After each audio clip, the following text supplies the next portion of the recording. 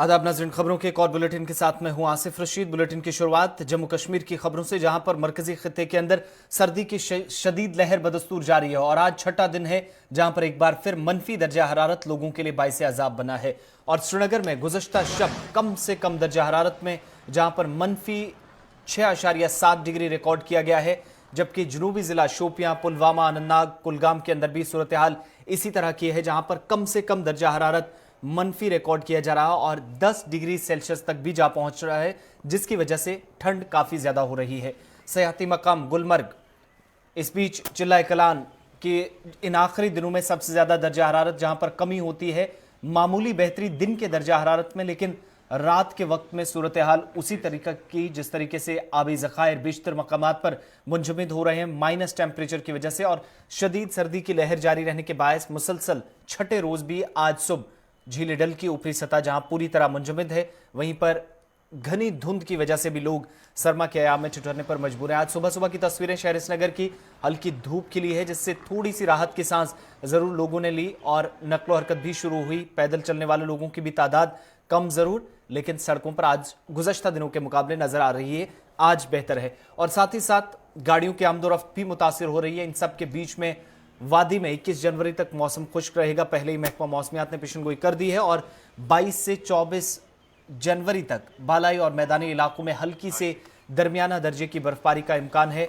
जो शहर श्रीनगर में भी सूरत हाल है, दीगर मकामात पर भी, और मरकज के ज़ेर इंतज़ाम इलाके लद्दाख के अंदर भी, जहां पर मनफी दर्जा हरारत की वजह से लोग अभी भी ठिठुरने पर मजबूर हैं। ये कश्मीर में मौसम लगातार ठंडा और साथ ही साथ यहाँ कोहरे का कहर भी दिखाई दे रहा है। रात का दर्जा हरारत जो है वो -7.6 डिग्री रिकॉर्ड किया गया है, जिसकी वजह से पानी की टंकियां मैक्सिमम ड्रेनेज या पाइप्स जो है वो मुकम्मल तौर पे फ्रीज हो गई है, जिसकी वजह से लोगों के घर घर तक पानी नहीं पहुंच पा रहा है। नो डाउट कि हम देखते हैं कि सुबह सुबह काफी ज्यादा फॉग रहता है और उसी कोहरे की वजह से परवाजों को भी थोड़ा डिले करना पड़ता है, क्योंकि विजिबिलिटी ग्राउंड क्लियरेंस पर एयरपोर्ट पर बहुत, रनवे पर बहुत कम होती है। फिलहाल दिन आगे आगे ढलता है और मौसम जो है साथ ही साथ जी हां धूप भी खिल जाती है और धूप की सूरज की किरण की वजह से लोग जो है दिन में राहत की सांस तो लेते हैं। मगर बढ़ते हैं आगे बात जम्मू कश्मीर में सड़क हादसों की, जहां पर आज रोड सेफ्टी वीक का आगाज हो रहा है। वहीं रामसू रामबन में आज एक सड़क हादसा पेश आया जिसमें 3 लोगों के जख्मी होने की इतलात मौसूल हो रही हैं, और इस बीच तफसीलात के मुताबिक यहां पर तेज रफ्तार ट्रक ड्राइवर के काबू से बाहर हो गया, जहां वो गहरी खाई में जा गिरा। रामसू रामबन जम्मू श्रीनगर कौमी शाहरा का इलाका, और इसी शाहरा पर यह सड़क हादसा पेश आया है। मकामी एनजीओ और दीगर लोगों की तरफ से, मकामी एनजीओ से जो वाबस्ता जवान थे उनके साथ साथ दीगर लोगों ने भी यहां पर रेस्क्यू ऑपरेशन शुरू किया है, और बताया जा रहा है कि 2 लोग जो शुरुआती रिपोर्ट्स के मुताबिक लापता थे, जिनके बारे में जानकारी तो ली गई है, लेकिन इस बीच जो इतलात मौसूल हो रही हैं कि इस इलाके के अंदर यह हादसा उस वक्त पेश आया जब 15 से 20 दिनों के बाद जो दरमांदा गाड़ियां हैं उनको शाहरा जब 6 दिन तक बंद रही, उसके बाद बहाल किया गया, तो उसके बाद सूरत हाल ये नजर आ रही है, जहां पर इस वक्त कौमी शाहरा पर जो ताज़ा तरीन तफसीलात मिल रही हैं कि इस इलाके के अंदर सड़क हादसा पेश आया है।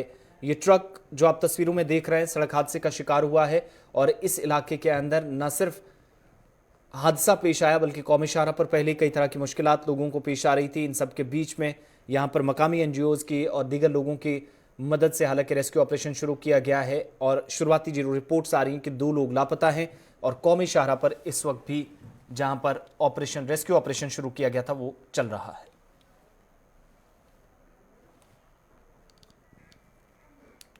इधर श्रीनगर जम्मू कौमी शाहरा पर आज एक तरफा ट्रैफिक जारी है, और महकमा ट्रैफिक की जानिब से जारी एडवाइजरी में कहा गया है कि आज यानी पीर को मौसम ठीक रहने की सूरत में ही शाहरा पर एक तरफा ट्रैफिक को चलने की इजाजत दी जाएगी, और श्रीनगर से जम्मू की तरफ ट्रैफिक को चलने की इजाजत होगी। रामबन और बनिहाल के मकामी जो ट्रैफिक को भी यहां पर चलने की इजाजत दी जाएगी आज शाहरा पर, लेकिन एडवाइजरी में साफ कर दिया गया है कि किसी भी गाड़ी को जम्मू से श्रीनगर की तरफ चलने की इजाजत नहीं होगी, यानी मुखालिफ सिमत से कोई भी गाड़ी आज नहीं आ सकेगी। एडवाइजरी में बताया गया है कि शाहरा की हालत को मद्देनजर रखते हुए ट्रैफिक कंट्रोल रूम श्रीनगर और रामबन में गाड़ियों को छोड़ने से कबल जहां पर एक दूसरे के साथ राब्ता बनाए रखना बेहद जरूरी होगा, ताकि इस सफर के दौरान किसी तरह की मुश्किल मुसाफिरों को पेश न आए और ड्राइवर भी जो कई रोज से दरमांदा थे उन्हें मुश्किलात से निजात मिले। इस बीच दूसरी जानिब जहां पर एडवाइजरी में ये साफ कर दिया है कि बैली ब्रिज का जो गुंजाइश है या जो वजन ये बर्दाश्त कर सकता है वो 40 मेट्रिक टन से कम होना चाहिए। इसलिए इन तमाम चीजों को मद्देनजर रखते हुए अब जो ट्रैफिक एडवाइजरी जारी की गई है उसके मुताबिक शाहरा पर ट्रैफिक चल रहा है। सीधा रामबन चलते हैं, हमारे नुमाइंदे नदीम इकबाल हमारे साथ हैं। नदीम, अभी क्या कुछ सूरत हाल है, मौसमी सूरत हाल और नेशनल हाईवे का अपडेट? जी बिल्कुल आसिफ, देखिए जिस तरह से सबसे पहले आपने मौसम की बात की तो मौसम अगरचे खुशगवार है। हाईवे की जहां तक बात करें, क्योंकि हमने देखा कि जब केला मोड़ के मकाम पर ब्रिज का कुछ एरिया धंस जाने की वजह से ट्रैफिक मुतासिर हुआ। आज की जहां हम बात करें, अगरचे आज वो वहां पे बैली सस्पेंशन ब्रिज की तामीर मुकम्मल हुई है, गाड़ियों को चलने की इजाजत है, लेकिन कहीं ना कहीं दो कंडीशंस है वहां पे जिस वजह से ट्रैफिक में खलल पड़ रहा है। काफी ज्यादा हमें ट्रैफिक जैमिंग देखने को मिल रही है, जिसकी वजह यह है कि देखिए एक जो ब्रिज बनाया गया उसमें जो लोड कैपेसिटी है उसकी वो 40 टन रिवाइज्ड है। एक टाइम पे एक ही गाड़ी चलेगी, तो वो दो चीजें वहां पे जो प्रॉब्लम है, एक तो अगर इससे ज्यादा वजन की गाड़ी आती तो उसको वहां पर चलने नहीं दिया जाएगा, क्योंकि अगर उस गाड़ी को वहां पे चलाया जाता है तो ब्रिज को नुकसान हो सकता है। और दूसरा वहां पर सिंगल क्रॉसिंग है। अगर हम रामबन के इंट्रा डिस्ट्रिक्ट ट्रांसपोर्ट की बात करें, लगभग वो भी हाईवे पर दिन में 200, 250, 300 गाड़ियां चलती है, तो अगर एक भी गाड़ी अपोजिट साइड से जब उस ब्रिज को अबूर करती है तो कहीं ना कहीं गाड़ियों की लंबी लंबी कतारें हमें इस वक्त नेशनल हाईवे पे देखने को मिलती है। और कहीं ना कहीं इसकी वजह यह है कि अगरचे मौसम भी बेहतर है, रोड भी बेहतर है, लेकिन जो बैली सस्पेंशन ब्रिज की तामीर हुई है वहां पर एक ही गाड़ी एक टाइम पे चल सकती है, सिंगल क्रॉसिंग है, तो अब ट्रैफिक जैमिंग का मंजर हमें हाईवे पर देखने को मिल रहा है। लेकिन कहीं ना कहीं ये उस मुसाफिरों की मुश्किलात से कम है जो वो एक हफ्ता या 10 दिन तक वादी कश्मीर यानी जवाहर टनल के उस तरफ में खड़े थे, और वादी कश्मीर के अंदर जो एसेंशियल कमोडिटीज की कमी हो रही थी, यानी अब कहीं ना कहीं उन सभी लोगों को राहत मिलती हुई नजर आ रही है। चाहे वो लोग हो, क्योंकि आज जिस तरह से ट्रैफिक प्लान के मुताबिक गाड़ियों को वादी कश्मीर से जम्मू की तरफ चलने की इजाजत है, तो यानी टनल के उस पार जो लोग थे अब कहीं ना कहीं उन्हें आगे बढ़ने की इजाजत दी गई है। उसमें टूरिस्ट की बात करें, ट्रक ड्राइवर्स की बात करें, और दूसरी तरफ वादी कश्मीर के अंदर जो डीजल, पेट्रोल और सब्जियों की कमी हो रही थी, अब जब जम्मू से गाड़ियों को चलने की इजाजत दी जाएगी तो वादी कश्मीर के अंदर एसेंशियल कमोडिटीज की जो किल्लत है वो भी दूर हो सकती है। तो नदीम, अभी किस तरह का निजाम है? जो श्रीनगर से गाड़ियां आ रही थी, फ्रेश गाड़ियों को चलने की इजाजत दी जा रही है या सिर्फ जो दरमांदा गाड़ियां थी उनको पहले तरजीह बुनियादों पर छोड़ा जा रहा है? जी बिल्कुल, देखिए आसिफ, जिस तरह से हम बात करें जो गाड़ियां इस वक्त चल रही तो वो लगभग पिछले 10 या 12-15 दिन से वादी कश्मीर के अंदर दरमांदा होकर रह गई थी। जो यहाँ से कुछ जरूरी साजो सामान लेके वादी कश्मीर तो गई थी, लेकिन उसके बाद मौसम की खराबी के बाद अगर रोड को मोटरेबल बनाया गया तो उसके बाद दोबारा से जो केला मोड़ के मकाम पर ब्रिज का कुछ एरिया जो है धंस गया था, तो कहीं ना कहीं वो खलल पड़ गया ट्रैफिक में, और वो दरमांदा ही गाड़ियां थी। और आज वही गाड़ियां वादी कश्मीर से जम्मू की तरफ जा रही है, और उसके बाद जैसे ही क्लियर होता है, क्योंकि देखिए ट्रैफिक जैमिंग काफी हमें देखने को मिली, जैसे ट्रैफिक जैमिंग क्लियर होगी उसके बाद ट्रैफिक प्लान क्या होगा कल के लिए वो अभी कहना कबल अज वक्त होगा। लेकिन अभी जो हाईवे पर रोड अगरचे काबिल आमद रफ्ता है, लेकिन एक चीज जो हमें देखने को मिल रही है वो यह है कि ट्रैफिक जैमिंग कहीं ना कहीं मुसाफिरों के लिए मुश्किलात का एक सबब बन रही है। बहुत बहुत शुक्रिया तफसीलात फराहम करने के लिए। रामबन से नदीम इकबाल हमारे नुमाइंदे हमारे साथ हैं, और ये भी आपको बताते चलें इस वक्त शाहरा पर ट्रैफिक चल रहा है। श्रीनगर से जम्मू की तरफ गाड़ियों को चलाने की इजाजत है, लेकिन मुखालिफ सिमत से एक एडवाइजरी में साफ कर दिया है किसी भी गाड़ी को आने की इजाजत नहीं होगी। दूसरा, ट्रैफिक कंट्रोल रूम राब्ते में रहें, चाहे वो खुद मुसाफिर हों वो जरूर कंट्रोल रूम्स के साथ राब्ता करें, लेकिन उसके साथ साथ शाहराहों पर सही तरीके से निज़ाम के हिसाब से सही यहाँ पर ट्रैफिक चल सके उस चीज़ का ध्यान रखते हुए ट्रैफिक जाम से बचा जाए, हादसात से बचा जाए, इस पर भी खुसूसी जोर दिया गया है। और राब्ता बहाल करने के लिए पहले सफ़र से कबल इसकी शुरुआत होनी चाहिए। बढ़ते आगे, बात दिल्ली की, जहां पर दिल्ली की सरहदों पर मुतनाज़ा ज़री कवानीन के खिलाफ किसानों के एहतजाज से मुतल्लिक दरख्वास्तों पर आज सुप्रीम कोर्ट में समाअत हो रही है। अदालत उज़्मा इस तनाज़े के हल के लिए कायम करदा कमेटी 4 रुकनी कमेटी के एक मेंबर भूपिंदर सिंह मान की कमेटी से दस्तबरदार होने के मामले को भी मद्देनजर रखकर अपना साबिका फैसला जो है इस पर नजरसानी कर सकती है, जबकि इस दौरान मरकजी हुकूमत की जानिब से दरख्वास्त पर भी समाअत की जाएगी।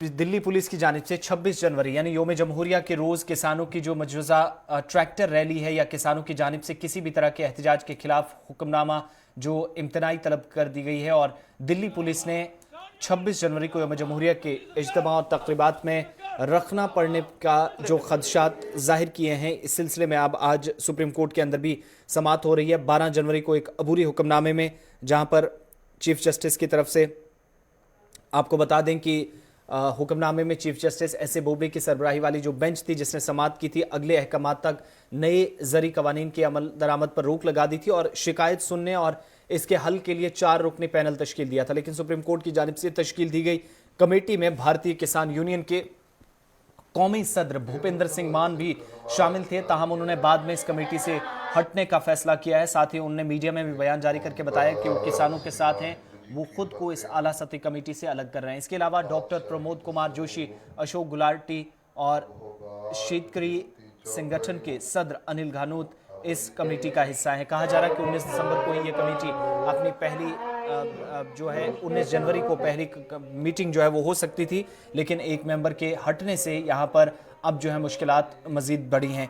लेकिन इस बीच आपको बताते चलें कि आज सुप्रीम कोर्ट पर सबकी नजरें किसानों के जो ट्रैक्टर रैली निकालने की तैयारी, जिसका बाज़ाब्ता प्लान तरतीब दे दिया गया है, तैयारियां कर ली गई हैं, उस सिलसिले में सुप्रीम कोर्ट के अंदर आज समाअत होने जा रही है। और उससे पहले क्या कुछ रुकने ऐवान कहते हैं, किसानों का रद्द-ए-अमल क्या कुछ है, वो भी आपको बताते हैं। क्या वो पुरुम्मीद आज नजर आ रहे हैं अदालत उज़्मा से।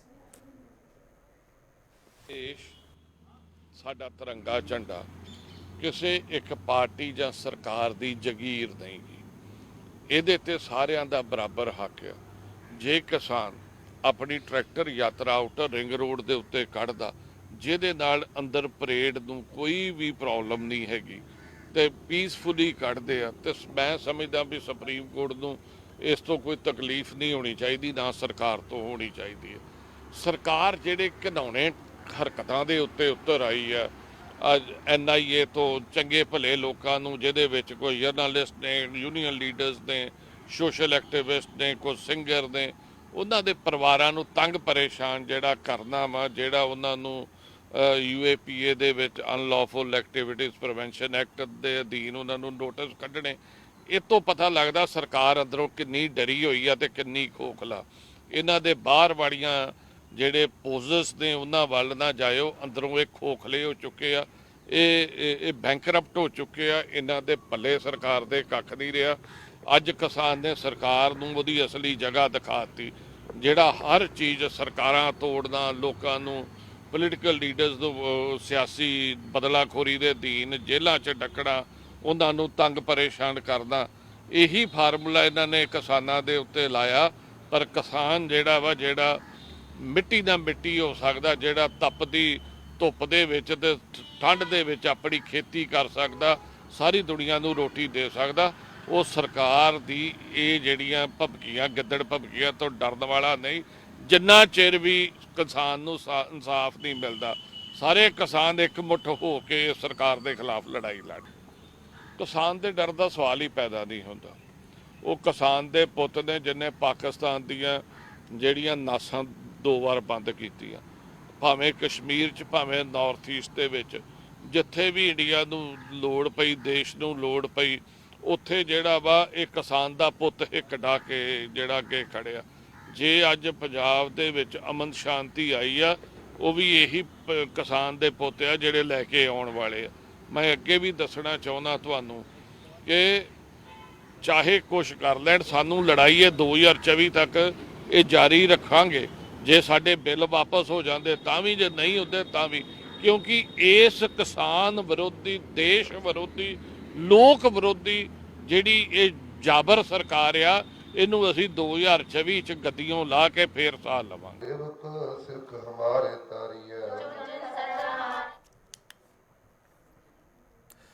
मुल्क भर में कोरोना वैक्सीनेशन के आगाज के साथ ही दिल्ली में आज से 10वीं और 12वीं जमात तक के स्कूल खोलने के लिए तैयारी कर ली गई है और बाज़ाब्ता क्लासेस का आगाज कर दिया गया है। स्कूल खोलने से पहले जहां पर दिल्ली हुकूमत की जानिब से हिदायत जारी कर दी गई हैं।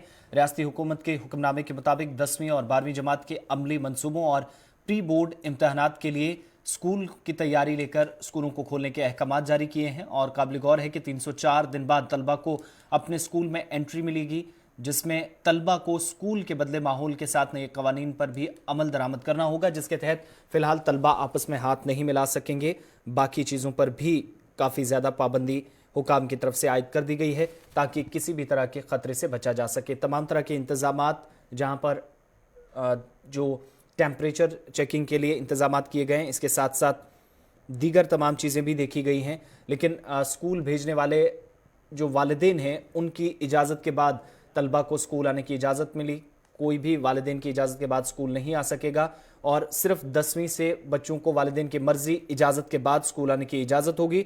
और स्कूल आने वाले तलबा के वालिदैन को तहरीरी इजाज़तनामा देना लाजमी है। जो तलबा या वालिदैन की रजामंदी वाले खत के बगैर स्कूल नहीं आ सकेंगे और किसी भी स्टूडेंट को, किसी भी तालिब इल्म को यहाँ पर दाखिला नहीं मिल सकेगा। वहीं SOPs पर वाज़े तौर पर कहा गया है कि जहाँ पर किसी भी तरह के पाबंदियाँ आयद की गई हैं, इसके बाहर स्कूलों को सिर्फ मुख्तलिफ सरगर्मियाँ जो अंजाम दी जा सकें जिनको महदूद कर दिया गया है। उसातिज़ा और मुलाजमीन को स्कूल नहीं आने दिया जाएगा जहाँ पर अभी तक पाबंदियां हुकूमत की तरफ से या मकामी सतह पर इंतजामिया की तरफ से रखी गई हैं। रियासती हुकूमत की तरफ से जारी जो रहनुमा खतूत है उनमें यह भी कहा गया है स्कूल के एंट्री गेट, एग्जिट गेट पर भी भीड़ से बचने के लिए स्कूल का वक्त कम से कम 15 मिनट के वक्फे के साथ रखना होगा और स्कूल को सिर्फ जो क्लासेस खोलने की इजाज़त दी गई है, इसके अलावा किसी भी असेंबली प्रोग्राम जो गैर निसाबी या जिस्मानी सरगर्मी की इजाज़त नहीं होगी, किसी तरह का प्रोग्राम नहीं होगा। और हंगामी सूरत हाल में स्कूल के सरबराहान स्कूल में क्वारंटाइन के जो कमरे हैं उन्हें भी इस दस्तयाबी को भी यकीनी बनाएंगे। क्वारंटाइन का कमरा भी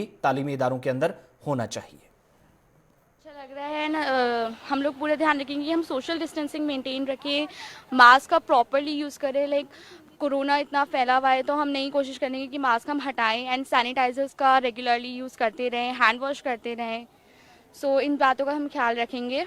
बहुत ज़्यादा खुशी है। एक तो स्कूल का आखिरी साल और इतने साल की जो हमें मस्ती हमें मिस गई, तो हम दुआ कर रहे हैं कि सब कुछ आज फर्स्ट डे आए हैं, बहुत टाइम बाद है, तो सब कुछ अच्छे से जाए। हम पूरे जितने भी बोले हैं इंस्ट्रक्शन भी, हम सारी गाइडलाइंस फॉलो करें गवर्नमेंट की और मज़ा करें। पढ़ाई करने के लिए हैं, बहुत सारे डाउट्स है रिगार्डिंग CBSE बोर्ड से उससे, तो सब कुछ हम लोग सोशल डिस्टेंसिंग मेंटेन करके रखेंगे, मास्क पहन के रखेंगे, टाइम टू टाइम सैनिटाइज करेंगे और दुआ करेंगे कि कोरोना ठीक हो जाए, स्कूल दोबारा बंद ना हो। कम बच्चे आए तो वही अपसेट है कि बहुत सारे फ्रेंड्स नहीं आए, तो यही है कि सब लोग आए, हमें बहुत मज़े करें। जैसे आप अभी गेट से घुसे होंगे तो आपने देखा होगा कब टेम्परेचर चेक हुआ है, तो एक वो फर्स्ट चेक वही है। फिर बच्चों की क्लास में arrangement, not more than 12 students in a class रखे गए हैं और बच्चों को भी बोला था कि अपना मास्क पहन के आना है, अपना एक सैनिटाइज़र लेके आना है, एक स्पेयर मास्क लेके आना है। स्कूल ने भी इंतजाम किए हैं कि अगर बाई चांस किसी बच्चे का मास्क गिर जाए या ख़राब हो जाए, और सैनिटाइज़र हर जगह लगे हुए हैं। उसके अलावा बच्चों को सोशल डिस्टेंसिंग मेंटेन करने को बोला है, अपना पानी अपना खाना शेयर नहीं करेंगे वो बोला है, और इधर उधर घूमेंगे नहीं, और पेरेंट्स की कंसेंट लेकर बच्चे बुलाए गए हैं क्योंकि अभी स्कूल बसेस चल नहीं रही हैं ना, बच्चे बहुत कम हैं, तो पेरेंट्स की जिम्मेदारी से बच्चों को स्कूल में ड्रॉप करेंगे और पेरेंट्स लेके जाएंगे इनको। मिलने का मौका मिला है और सोशल डिस्टेंसिंग भी रखी जा रही है, मास्क भी लगाया जा रहा है और सैनिटाइज़र भी किया जा रहा है आधे घंटे बाद, और 20 सेकंड तक हैंड वॉश भी किया जा रहा है। और टीचर से मिलकर अच्छा लगा और प्रोजेक्ट वर्क के बारे में बताया जा रहा है और जो भी हमें डिफ़िकल्टी हो रही है वो सब भी बताया जा रहा है। और फ्रेंड्स से भी और टीचर से मिलने में बहुत अच्छा लगा और हमारा वेलकम भी बहुत अच्छे से किया गया, तो उससे हमें बहुत खुशी हुई इतने दिनों बाद स्कूल आके।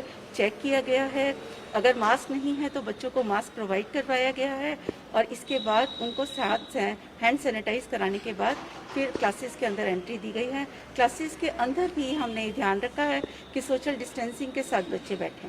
अभी तक हमने जो देखा है वो 90% तक बच्चे आ चुके हैं। प्री कोविड और पोस्ट कोविड में बहुत डिफरेंस है। प्री कोविड में जैसे बच्चे जो थे वो एक दूसरे के साथ बहुत ही सहज रूप से मिल पाते थे, लेकिन अब हमें कुछ सिक्योरिटी प्रिकॉशंस लेने पड़ रहे हैं, वो हमने बच्चों को समझा दिया है और बच्चे उसको पूरी तरह से पालन कर रहे हैं। सर मुझे सच्ची बताऊं, मुझे बहुत अच्छा फील हो रहा है अपने टीचर्स। मैं यही बोलना चाहूँगा कि बहुत मुश्किल का समय रहा है पूरी दुनिया के लिए भी और बच्चों के लिए भी, बड़ा मुश्किल का समय रहा है, पर मुझे खुशी है कि स्थितियां अब नियंत्रण में आई हैं और अभी भी पूरी तरह से नियंत्रण में नहीं है, इसलिए पूरे स्कूल तो नहीं खुले हैं, लेकिन 10वीं और 12वीं की बोर्ड की परीक्षाओं के लिए बच्चों की थोड़ी तैयारी हो सके, उनके प्रैक्टिकल हो सके, उनके प्रोजेक्ट सबमिट हो सके, उनकी काउंसलिंग हो सके, क्योंकि अचानक एक साल से घर पे बैठे हुए बच्चे को आप परीक्षा हॉल में बिठा देंगे 4 मई को जाके, वो भी खराब होगा, उसके साथ अन्याय होगा। तो थोड़ा बहुत काउंसलिंग इनकी हो जाए।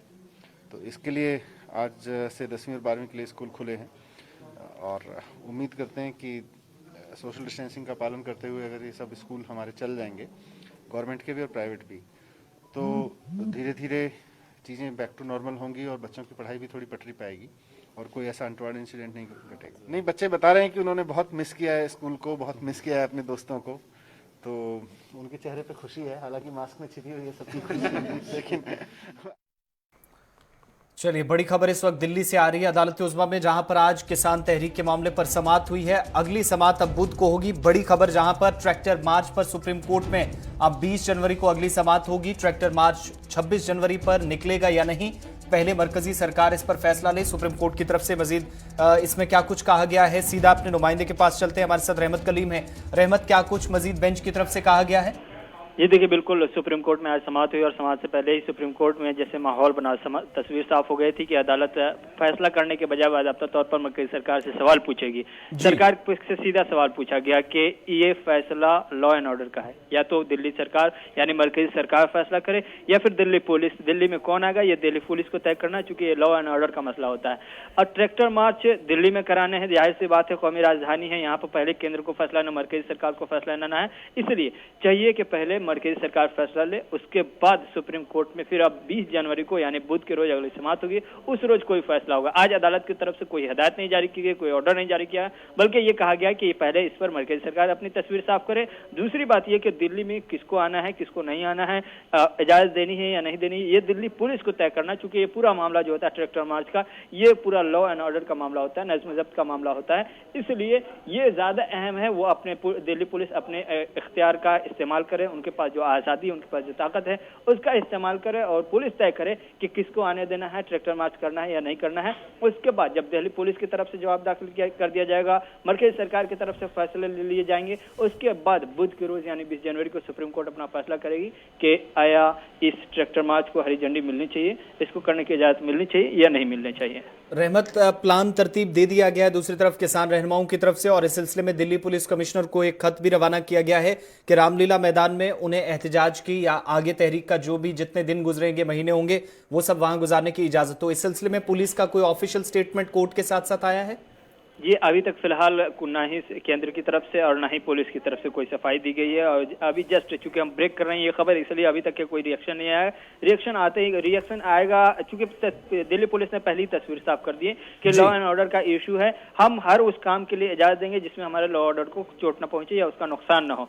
किसानों की तरफ से बाज़ाब्ता तौर पर एक खत इरसाल किया गया, जिस हवाले से आपने बताया, उन्हें कहा गया कि वो रामलीला में करना चाहते हैं अपना ट्रैक्टर मार्च, उसमें किसी तरह से कोई एहतजाजी मार्च, कोई नुकसानदेह या कोई ऐसा काम नहीं किया जाएगा जिससे यौम जमहूरिया की तकरीब को नुकसान पहुंचे या मुल्क के शार को या मुल्क के वक़ार को चोट पहुंचे, ऐसी कोई हरकत या ऐसा कोई काम नहीं किया जाएगा। बाज़ाब्ता तौर पर किसानों की तरफ से ये साफ कर दिया गया है, लेकिन इसके बावजूद एहतियाती तौर पर क्या दिल्ली पुलिस इजाजत देने से इनकार कर सकती है, क्या मरकजी सरकार इनकार करेगी, ये तय कर अभी 2 दिन में तस्वीर साफ हो गई। जब बुध के रोज यानी 20 जनवरी को जब पूरा मामला अदालत के सामने रखा जाएगा कि सुप्रीम कोर्ट के सामने कि मरकजी सरकार ने यह फैसला लिया है, दिल्ली पुलिस ने यह तय किया है, उसके बाद आगे सुप्रीम कोर्ट फैसला करेगी कि बहुत बहुत शुक्रिया तफसीलात फराहम करने के लिए। तो सुप्रीम कोर्ट में समाअत हुई है किसान तहरीक का, जहां पर 54वां दिन है और अब यौम जमहूरिया के मौके पर जो किसान ट्रैक्टर रैली निकालने की तैयारी है, उस सिलसिले में दिल्ली पुलिस की तरफ से कोर्ट का रुख किया गया था कि दिल्ली में दाखिल होने की इजाजत किसानों को ना दी जाए। हालांकि किसान ने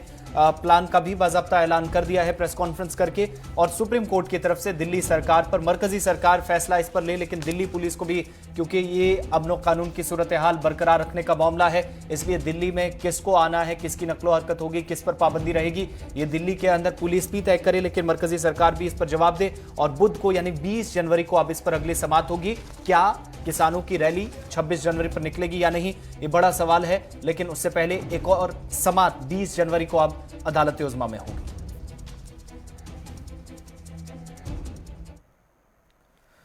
कोविड वैक्सीनेशन का आगाज तो कर दिया है, लेकिन दुनिया भर के साथ साथ अब भारत के अंदर यहां पर बर्ड फ्लू के केसेस जैसे सामने आए, मुख्तलिफ रियासतों के अंदर करीब 10 रियासतों में जहां पर तस्दीक हुई है। बर्ड फ्लू के खदशात के पेश नजर जम्मू कश्मीर में इंतजामिया ने फैसला लिया है और इस नए फैसले के तहत परिंदों के नमूनों की जांच अब श्रीनगर में ही की जाएगी। हालांकि अभी तक किसी भी केस की तस्दीक नहीं हुई है। यूनियन टेरिटरी जम्मू कश्मीर के अंदर मेहमान परिंदों के 54 नमूने हासिल कर लिए गए हैं, लेबोरेटरी में भेज दिए गए हैं, लेकिन ये जम्मू कश्मीर से बाहर के लैब में भेजे गए हैं।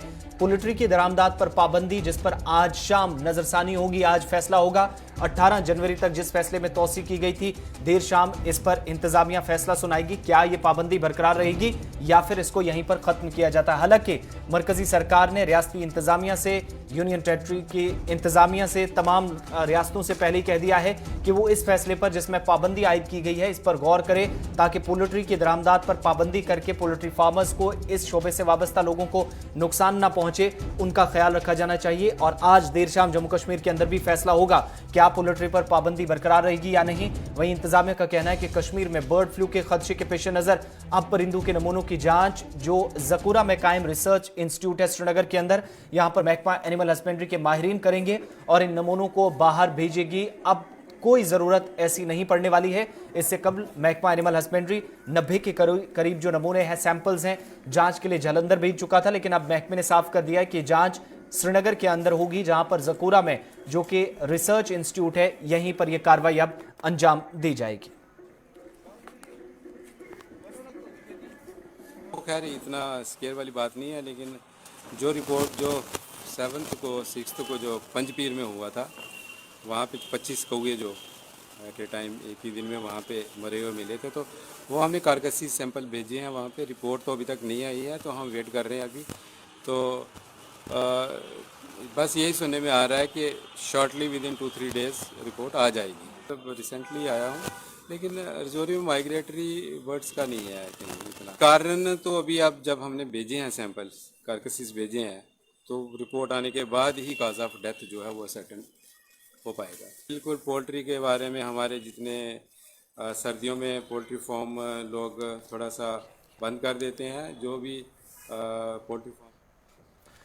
चलिए बात शुमाली कश्मीर की, जहां सरहद पार से आने वाले एक जंगली सूर ने टिटवाल में 2 अफराद को जख्मी करके सरहद पार की राह ली। और इस बीच बताया जा रहा है कि हंदवारा में जहां पर रीछ ने स्कूल के अंदर पनाह ली थी, तो वहीं पर जंगली सूर की तरफ से लोगों के लिए यहां पर उस वक्त परेशानी खड़ी की गई। ये तस्वीरें हंदवारा की टिटवाल के मकाम पर, जहां पर लाइन ऑफ कंट्रोल का करीबी इलाका टिटवाल में इतवार की देर शाम उस वक्त 2 अफराद जख्मी हुए जब लोग जंगली सूर को सरहद पार वापस भेजने की कोशिश में मसरूफ थे। लेकिन इस दौरान यहां पर काफी ज्यादा हंगामा देखने को मिला। मकामी अफसरान ने भी यहां पर तफसीलात फराहम करते हुए कहा कि टिटवाल करना में शाम 4 बजे लोगों ने एक जंगली सूर को लाइन ऑफ कंट्रोल अबूर करते हुए देखा और ये किशन गंगा दरिया अबूर करके जैसे ही पाकिस्तान के ज़ेर इंतजाम वाले इलाके में चिल्हाना से टिटवाल इलाके में दाखिल हुआ, तो लोग उसके पीछे लाठियां उठाकर दौड़ पड़े, इसको वापस सरहद पार भगाने की कोशिश करने लगे। लेकिन जंगली सूर ने लोगों पर हमलावर होकर मुख्तार अहमद नामी और सकीना बेगम को शदीद जख्मी करने के बाद मकामी लोगों के ताक़ुब के बाद वापस सरहद पार ये भाग गया।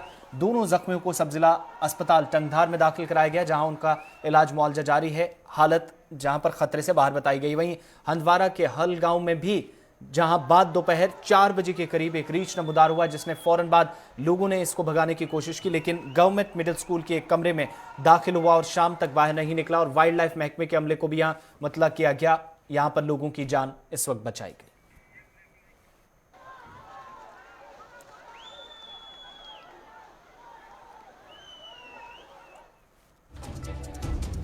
चलिए इस वक्त वादी कश्मीर से बड़ी खबर आ रही है। जनूबी कश्मीर के जिला कुलगाम से बड़ी खबर इस वक्त की हम आपको बता रहे हैं, जहां पर ठंड से 2 मासूम बच्चों की मौत हो गई है। वादी कश्मीर से बड़ी खबर लगातार हम आपको बता रहे हैं। मनफी दर्जा हरारत और इस बीच ठंड के, जहां पर खुले आसमान के नीचे रात गुजार रहे थे अहले खाना के सभी अफराद जो थे। इस बीच 2 बच्चों की मौत हुई है। बकरवाल बरादरी से दोनों बच्चों का ताल्लुक है जिनकी मौत हुई है वादी कश्मीर के अंदर। ठंड काफी ज्यादा, दर्जा हरारत मनफी जा रहा था, 10 डिग्री माइनस लगातार जुनूबी अजला के अंदर जा रहा था, जिसकी वजह से अब जुनूबी जिला कुलगाम के अंदर ठंड से 2 मासूम बच्चों की जान चली गई है, लुक़्मे अजल बन गए हैं। इस वक्त जहां पर मुख्तलिफ इलाकों के अंदर ठंड के बीच अपने आप को बचाने के लिए खुले आसमान के नीचे सर्द तरीन रातें चिल्लाए कलान में लोगों की गुजर रही हैं, तो 2 बच्चों की जो बकरवाल बरादरी से ताल्लुक रखते थे, कुलगाम के अंदर इनकी मौत वाक़ा हुई है।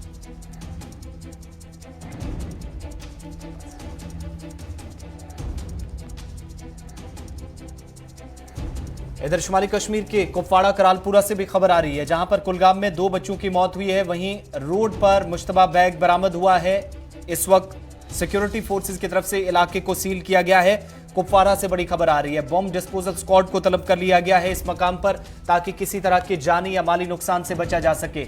आमदोरफ्त को फिलहाल मुअत्तल कर दिया गया है। सड़क के किनारे ये बैग पाया गया है, मुश्तबा शय है, जिसके बाद सिक्योरिटी फोर्सेस के जो अलर्ट जवान थे उनकी तरफ से यहां पर ट्रैफिक की नकलो हरकत को रोक कर फिलहाल गाड़ियों की आमदोरफ्त को मुअत्तल करके इस इलाके में अब जो बॉम्ब डिस्पोजल स्क्वाड है बीडीएस को तलब करके मुश्तबा बैग में क्या बरामद हो सकता है इसका पता लगाने के लिए स्क्वाड पहुंच गया है। लेकिन फिलहाल किसी तरह के नुकसान की खबर नहीं है। सिक्योरिटी फोर्सेस ने एहतियातन इलाके में आमदोरफ्त फिलहाल मुअत्तल कर दी है।